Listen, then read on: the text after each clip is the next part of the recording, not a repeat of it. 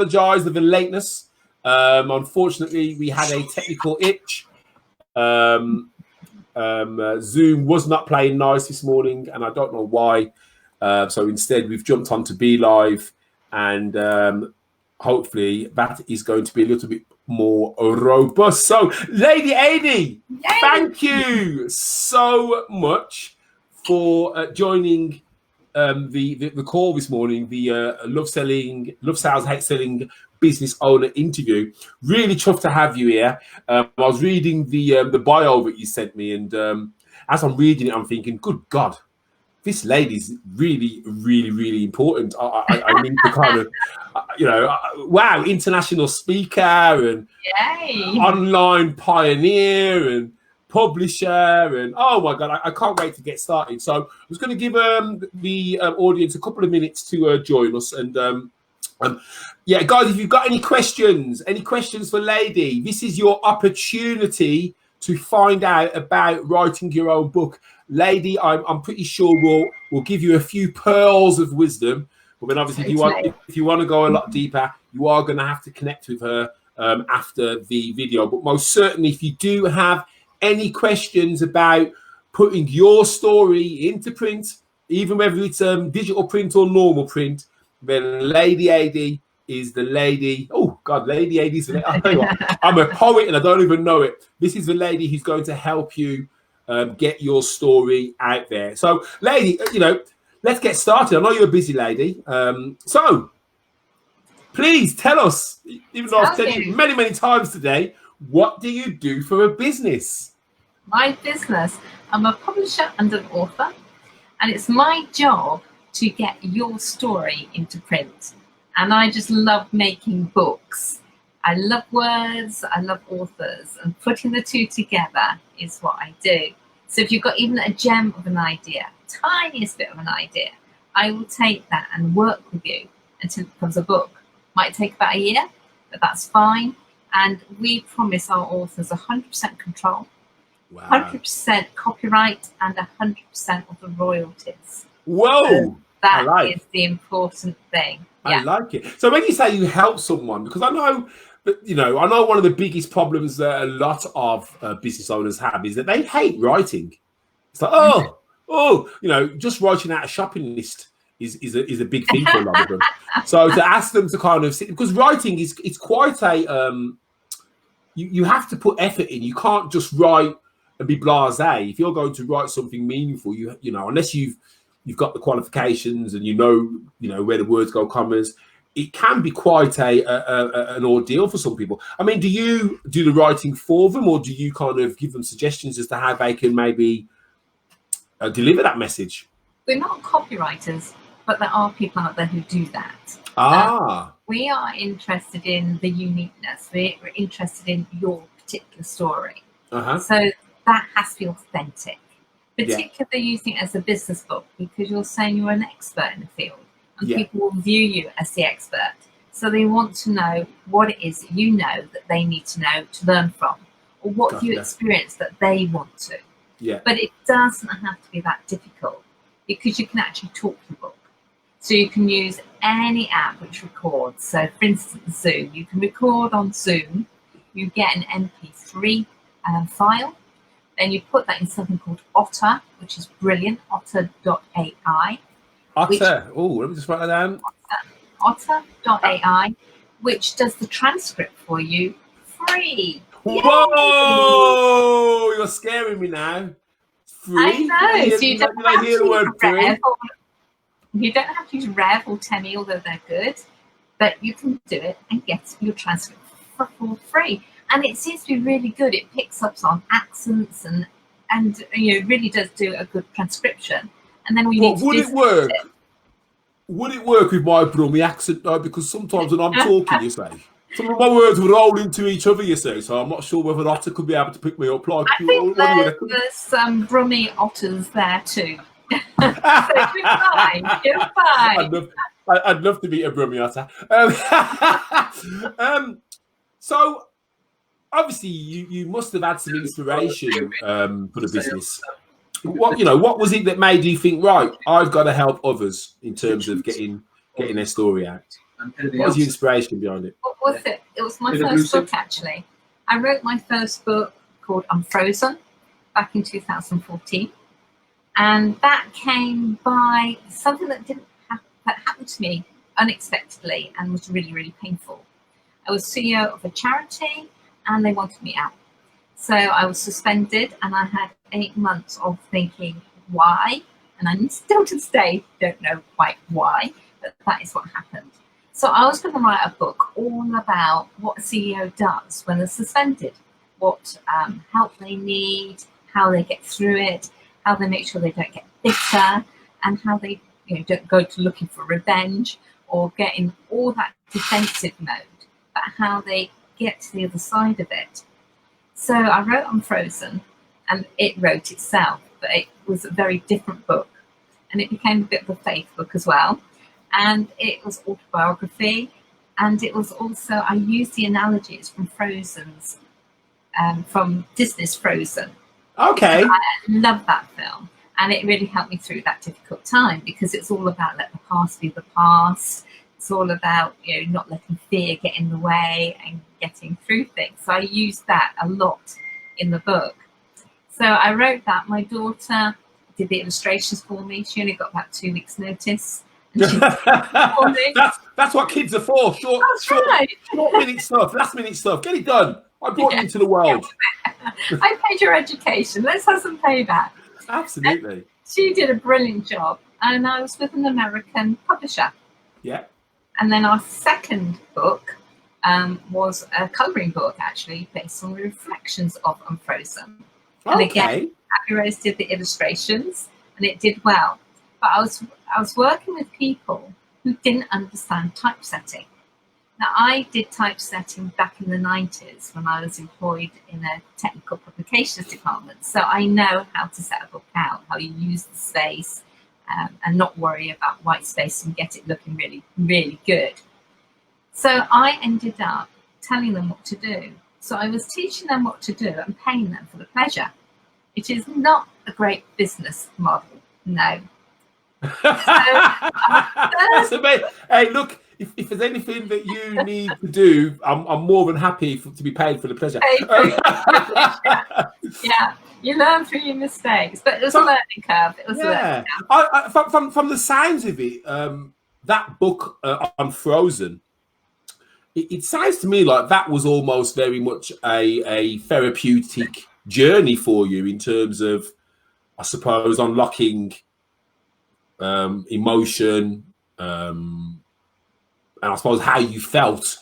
I would imagine there's a lot, and I would imagine that was quite therapeutic for you to be able to kind of say, right, boom, there it is. That's right. I had to be very careful because I was under a confidential clause. Of course. You can't say that the CEO was a baldy git. I was the CEO. No, the other CEO, man. The CFO. The CFO is the baldy. But no, only joking. CFO fella. So yeah, but it was all about how you get over disappointment, disillusionment, and discouragement. And that's fantastic. That's where I was. Yeah. Because a lot of business owners, those two things you said there, disillusionment, discouragement, they, that's what a lot of business owners go through, small business owners. And every day is a bit of a battle. Right. Every day, if the phone ain't ringing, you think that, things aren't working. And I like that it's that thing of seeing beyond today and looking at a bigger picture and not thinking, today's going to be like last week, because today is a new day. So it's fantastic. And where can people get hold of that book? It's on Amazon, or you can come to my website, which is www.ladeyadey.com. Dead easy. Okay. One of the things I'd like you to do when we finish is if you can drop all of your links to everything, your website, your printing, your new book, your Lord, everything. And obviously the members, because I know that a lot of the members, morning Alison, morning Jason, I know a lot of the members, they speak very highly of you, and and that's wonderful to hear. And I think what you'll find is that a lot of the members in here and other people will support you in everything that you do. In fact, I was speaking to one of my contacts only last week who wants to talk to a company who can help her publish. Right work.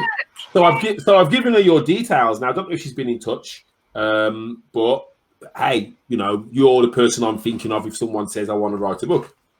So that's good. That means you've made an impression. So, so when we did, my daughter and I discovered we really enjoyed working together. So we wrote some children's books together. Oh, wow. And then we suddenly thought, well, if we're doing this for us, why can't we do it for other people? And that's when the mentoring program came into place. So we run an author mentoring program. Excellent. And in that, we take people from any point that they're at, but we make their book the best it can possibly be.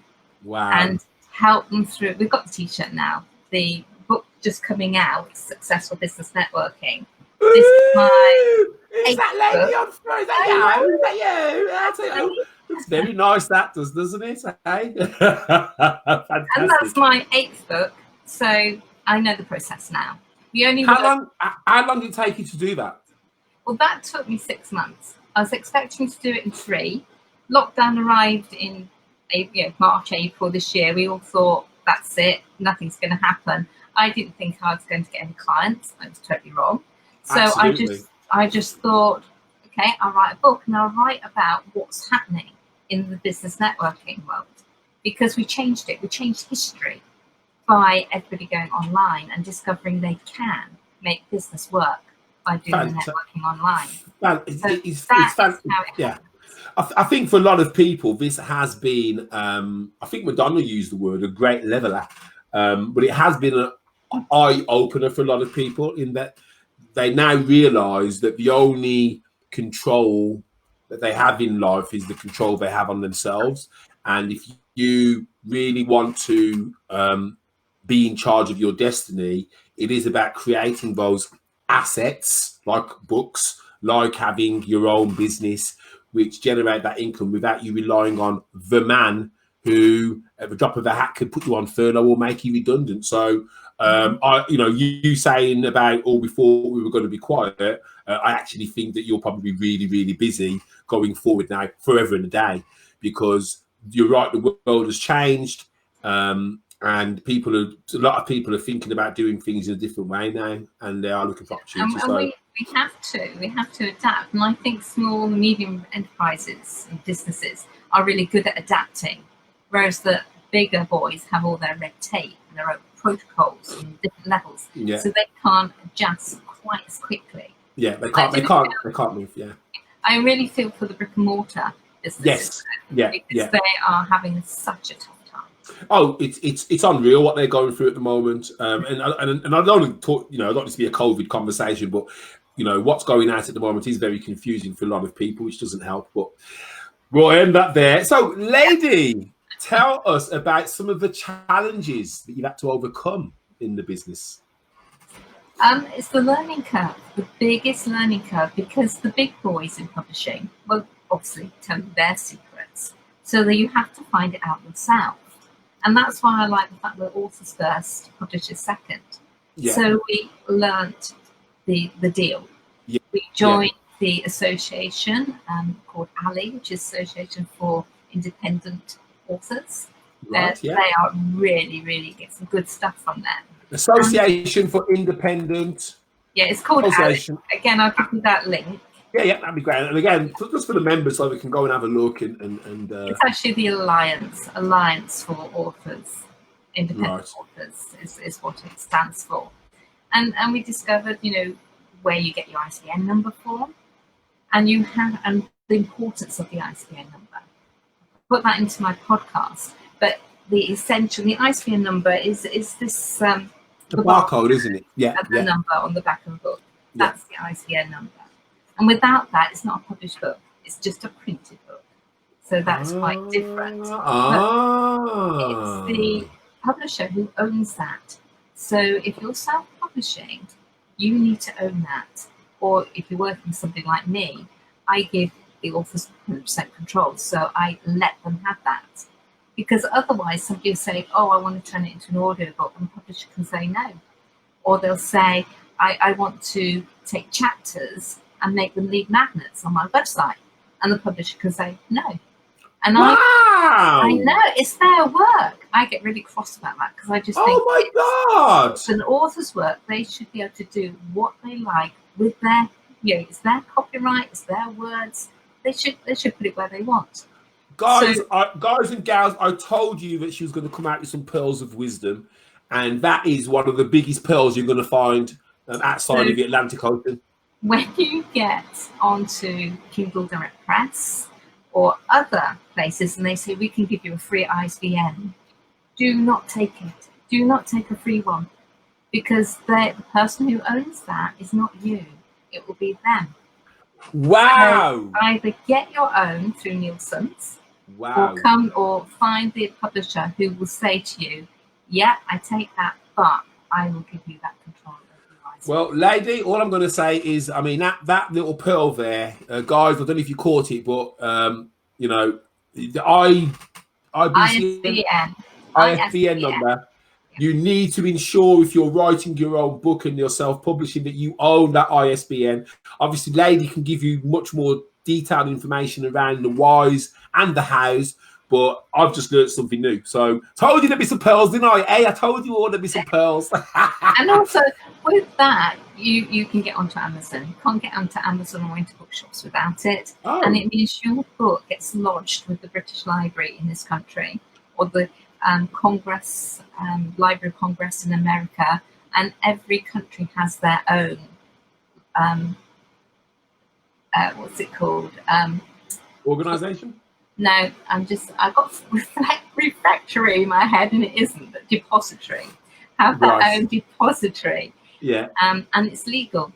If you've written a book and got an ISBN, you are legally obliged to send a copy to the British Library. Wow! Again, oh my God! I tell you what, I didn't even know about. Oh, that's absolutely amazing. I didn't know that, and I would imagine there's a lot of members who are sitting there going, "Wow!" Wow, that's amazing. I mean, it must have been an amazing vault. Every single book, a hard copy of it, a paperback copy of it, is in the British Library. It's fantastic. Fantastic. So, obviously, the bio you sent me, you're an international speaker. Tell us some of the countries that you've spoken in. Primarily America. Okay. Well, I have spoken in Bolivia too, but that was with a different hat on. But yeah, America's at a conference. Yeah. And that's when I presented my first book and second book. And yeah, and so it goes on. And now Zoom is here. Yes. For other platforms and other platforms. I'm expecting and wanting to be able to speak much further afield. Yeah. In the comfort of my own study. Yeah, absolutely. And that's one of the, and that is one of the kind of I can't even say it's a plus side, but I think it's one of the things about what we're going through is that it has made people realize and take the scales off and go, right, the world is much bigger than my street or my town or my city. There's 7 billion people out there, and there's the percentage of those people who are going to want to do what I can show them what to do. So let me get that message out there. Fantastic. So obviously, you know, it's 2020. We're 3 months from 2021. Is there any advice that you could give somebody who was looking to start a business, you know, right now, or is thinking about starting a business right now? Yeah, it's tough starting a business, no matter what it is. And you know, the stats for businesses failing in their first couple of years is huge. Mm-hmm. I think when you have to be passionate about it, you have to do some market research. You have to know that people want your product. It's easier if you know that those services or products that you have, there's a market for it. Yeah. And then if you've got people who've tried it and got customers on board first, it's an easier sell than trying to go out to the market and say, you need this. Yes, absolutely. So it's, you know, cart before horse kind of thing in that respect. Yeah. So, and then take as much advice as you can. Yeah. And there's a lot out there. Yeah. There is a lot of advice. I mean, one of the things that I always say to people, if they're coming to me with a business idea, because, you know, I suppose it's a bit of vanity. A lot of business owners, they want to make it look all nice and pretty, and they go and spend hundreds and thousands on getting beautiful colours and beautiful this and beautiful that, and they haven't got any customers. So I always say to people, go and get a customer first. Get one customer to prove your idea works. worry about all that beautiful stuff once you've got someone to pay for it. But I think some people use that as a way of kind of putting things off. It's like, oh, if I get a nice logo. There's a saying, isn't there, about being in your business or on your business? Yeah. And it's so easy to get distracted with all. Yeah. You know, we can fill all our time with all this admin and stuff, which actually doesn't produce sales. Exactly. And that's why I like the business networking. If that suits your particular business, doesn't suit everybody. Yeah. When we're talking as the network as going to a meeting, whether that's online or offline. Whereas I believe everybody has networks, and it's those networks which you use to find your first customers. Absolutely. Ladey Adey, man, pearls of wisdom. Guys, I hope you're taking notes. Obviously, you're going to be able to watch this video back, but pearls of wisdom. Lady, amazing. Hey, Emma Kirkham, hope you're well, honey. Hey, Karen Bourne, hope you're well. Is there anything that the group can help you with right now, Lady? Well, the easy thing is to do the sale and say, do you know what? In this book, I've got great endorsements from Ivan Misner, the founder of DNI, who says that every business person should get a copy. I've got Nigel Bottrell did the forward, and people have come back and said to me, I've done networking for years and years and years, and yet I still found something new in this book. And I think it's because it is new.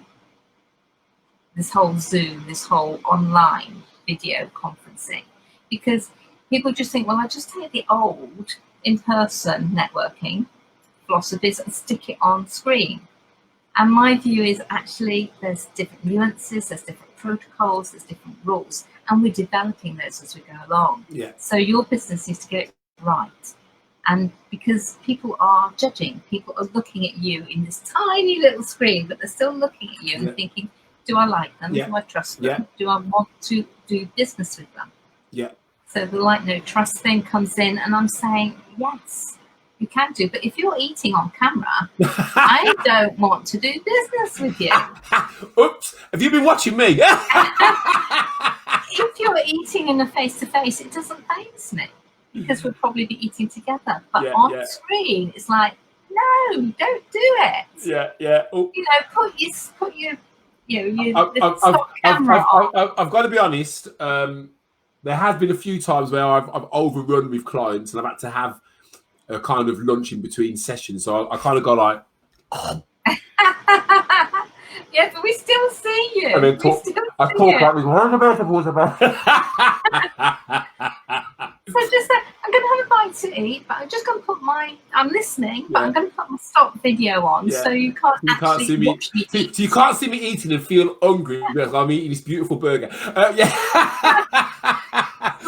Oh, fantastic. I don't know. I'm just getting Facebook user on the chat. Yeah, unfortunately, because we've gone through Be Live, if we wanted to see the people's names, that's why I've got my phone here so I can see. So Alison Cotton says, I'm with you eating on camera. Yeah, don't do it. And then it is checking how your camera's set up. So so many people, you're talking to them and that's all you can see. Yeah, it's just like, just change. But